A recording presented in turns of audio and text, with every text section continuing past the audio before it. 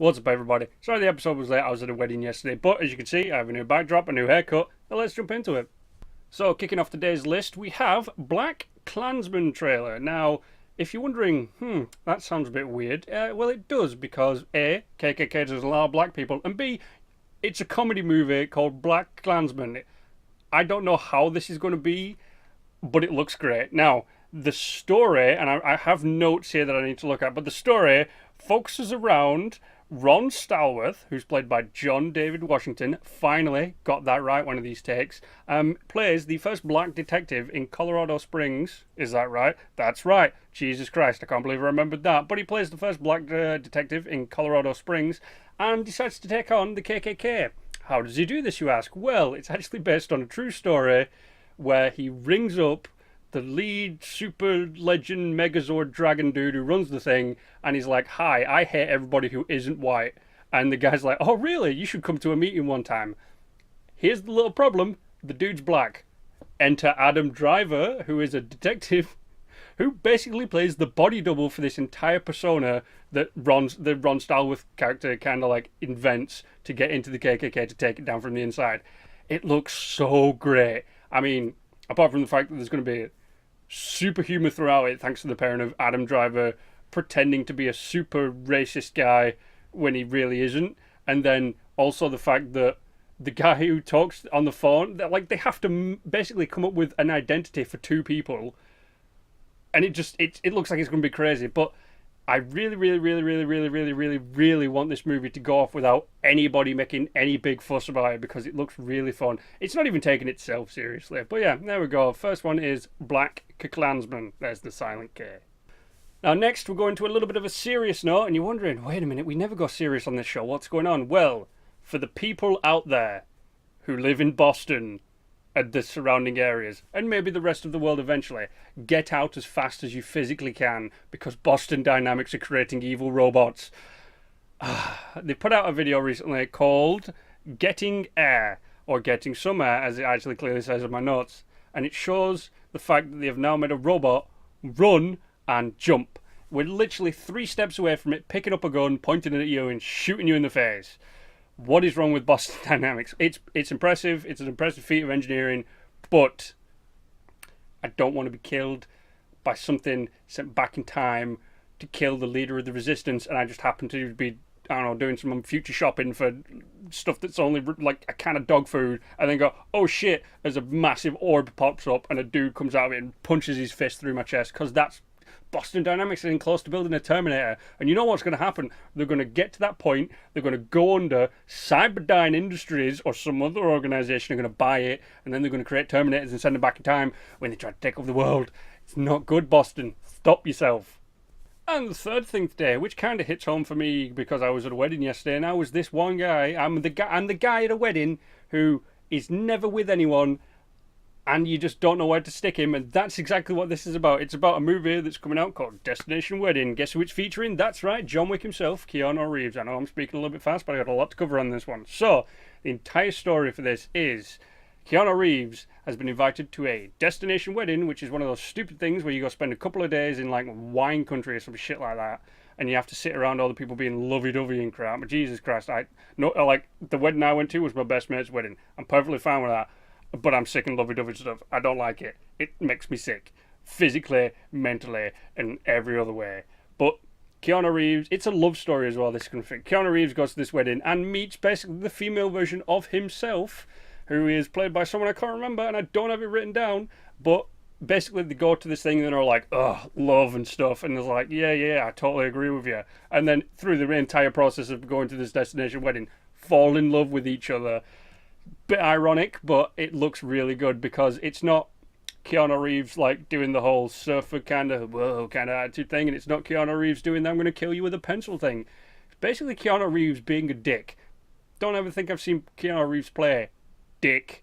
But there we go. It looks really good. It's a comedy, it's a rom-com basically, but it actually looks pretty damn funny, especially at the ending of the trailer where they come across a cougar or a jaguar or a mountain lion or any other form of cat that people can't fucking identify. But anyway, it looks really funny, so go check that one out as well when it comes out. What the fuck?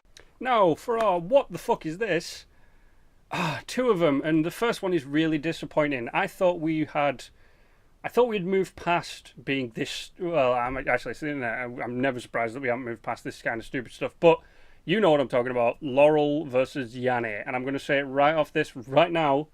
It's Laurel. It's Laurel. It's goddamn Laurel, right? Don't try saying it's Yanny or anything like that, because people over at a scientific place with the scientific instruments and equipment and stuff have come out and said it's Laurel, and they did this by analysing the waveform and looking at all this other kind of technical crap that I can't be asked going into. But basically, Laurel and Yanny, there is no Yanny, it's Laurel. Now, for those of you saying it's Yanny because you've looked at the word Yanny, you've imagined the word Yanny in your head, and then you hear Yanny, because a lot of the things that we actually hear, and this is me getting dead serious, and thanks to that 3 years of being a fucking music tech student, but a lot of what you hear is all down to how you perceive stuff as well, and how like your ears shaped and all this kind of crap. So if you look at Yanny, you in your head you say Yanny, you will hear Yanny. If you look at Laurel, you say Laurel in your head, you're thinking you will have Laurel. So that's basically how it works. But stop it with this Laurel and Yanny shit. It's Laurel, get over it, move on. So the next one is actually a what the fuck is this? Or, to be honest, a what the fuck are they doing? Because the Backstreet Boys are back. That's right, they're back. Oh, I wish they'd just go away. Now, Backstreet Boys are part of my childhood. I grew up, 94 and onwards. So the Backstreet Boys were kind of something I hit upon when I was young, and I like the music, cheesy as it is. But they're back, and they've sold out. They are no longer a cheesy boy band, because, to be honest, we don't really have bands anymore. We just have like one bloke with a microphone trying to rap who's white, and that doesn't work. But they are back with a song called Don't Go Breaking My Heart, which immediately made me think of that karaoke tune everybody sings at the pub called Don't Go Breaking My Heart. But no, they sold out. They're trying to modernise themselves, and I can't remember who it is, but he's had like some massive work done on his face. Jesus Christ. But they are back, and it's a terrible song, and it's terrible to see them selling out. So yeah, don't go check that one out, because what the fuck. Excellent! And now to the Tis Awesomes, because these are actually awesome, and two of them are music related, and one of them's awesome for being an awesome TV show. But the first one is Jessie's Girl and Stacey's Mom as a mashup. Now, you're thinking to yourself, what are you doing bringing up this? It's crazy, aren't you, mashing these two songs together? It works really well, especially, and this is the way it's done in this one, through a cappella. Now, I was listening to Jessie's Girl because I was jamming out some old tunes, and just out of nowhere, in the corner of the fucking recommendeds was Jessie's Girl, Stacey's Mum by, and I want to get this right, Face Vocal Band. There we go. It was done by the Face Vocal Band. They're an a cappella YouTube group, and it was really good. Like, they didn't spend like 5 minutes pretending to be a teenager, mixing it together like a lot of people on YouTube do. They actually put a lot of time and effort into this, and the video is great as well, because it turns out, right, and this is not really a spoiler, you could have figured it out from the mashup, but it turns out that Stacey's mum is actually Jessie's girl. What a shocker. Now, it's a bit weird that in the Stacey's mom video, it focuses around like a kid in high school, and in this one, it's like a 40-year-old bloke, but whatever.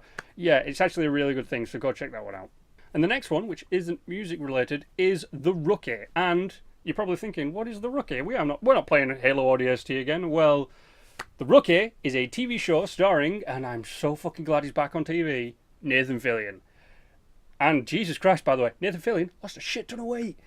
Probably because he's playing a cop who's running around. But the entire premise behind The Rookie is Nathan Fillion is going through a divorce/midlife crisis.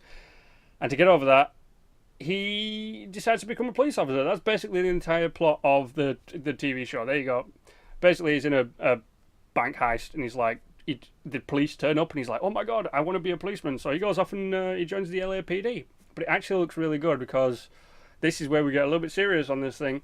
There's a part in the trailer where there's a dude, he's got a knife to this chick's throat, and he's like, Nathan's got his gun on him, and he's like, listen, I didn't become a cop to shoot you, so this day could really change for the both of us. And I'm like, okay, that's like hitting the nail right on the head, because a lot of the stories that come out about police departments in America are all like, oh, they've shot 18 people or some shit like that. I don't know. They've shot people. And it's kind of nice to see a police thing, like a police TV show, where they're not all just like, all right, bring in the SWAT team, we're going to blow up the entire building to rescue one hostage. It's none of that. It actually looks really good. And if Nathan ever sees this, congrats on losing all that weight, dude. And finally, for today's episode, is something you've all wanted, I've wanted, the universe is what the universe like tried to make it. People were like, "No, we will not have this," because it was just too early. But it's finally time.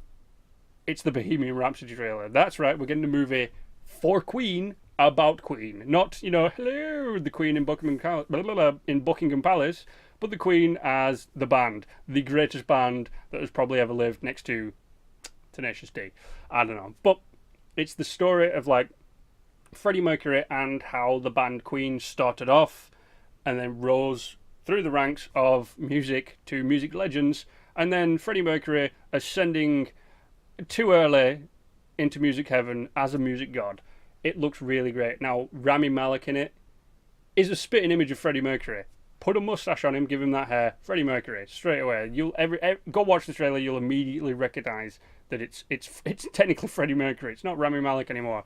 And apparently, right, which I would have probably shat myself and had about 18 heart attacks, but Rami Malek actually had to sing in front of Queen way back when they were trying to find someone to play Freddie Mercury, and it was just, I couldn't do that. So bigs up to you, Rami Malek. But yeah, no, it looks really good. Like, the attention to detail looks really good. And if you're a person who likes Queen but you don't know like the history of Queen, this movie will actually probably help you. Now, see, I like Queen, but I'm not really too up on the history of Queen, so this movie's gonna like tell me a bunch of stuff about the backstory, basically, and it actually looks really fucking good, especially the way they've done the music mashup in the trailer. So, like all of them, they're in the description down below. Go check them out. So, guys, that is our picks for this episode of Simply Awesome. Now, all of them are in the description down below. Go check them out. I think they are some of the best picks I've ever done, and I know I rambled a lot. It's 2 a.m. I'm kind of a bit loopy and out of it at the minute. But seriously, go check them out. They're in the description. But as always, like, share, and subscribe. And until next time, stay awesome.